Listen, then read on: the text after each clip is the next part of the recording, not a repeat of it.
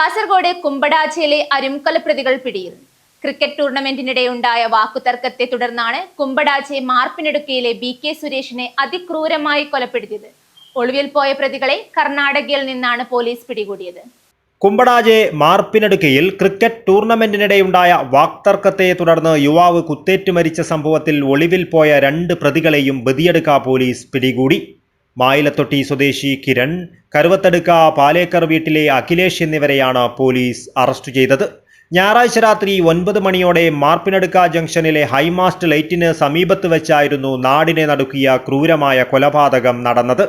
കുമ്പടാജെ മാർപ്പിനടുക്ക സ്വദേശിയും കുമ്പടാജെ സർവീസ് സഹകരണ ബാങ്കിലെ സെക്യൂരിറ്റി ജീവനക്കാരനുമായ സുരേഷിനെ പിച്ചാത്തി ഉപയോഗിച്ച് അതിക്രൂരമായി സംഘം കൊലപ്പെടുത്തുകയായിരുന്നു.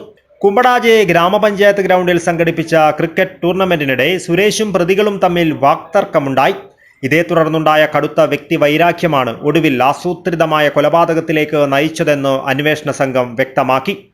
സംഭവ സമയത്ത് മാർപ്പിനടുക്ക ജംഗ്ഷനിൽ നിൽക്കുകയായിരുന്ന സുരേഷിനെ 1-ാം പ്രതിയായ കിരൺ പിച്ചാത്തി ഉപയോഗിച്ച് മാരകമായി കുത്തിപ്പരിക്കേൽപ്പിച്ച് കൊലപ്പെടുത്തുകയായിരുന്നുവെന്നാണ് FIR-ൽ പറയുന്നത്.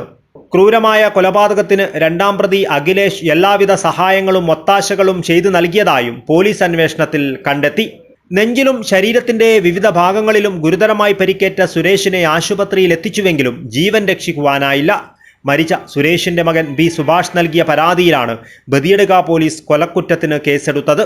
കൊലപാതക സംഭവത്തിന് പിന്നാലെ പ്രതികൾ ഒളിവിൽ പോയതോടെ പോലീസ് കർണാടകയിലേക്കും അന്വേഷണം വ്യാപിപ്പിച്ചിരുന്നു.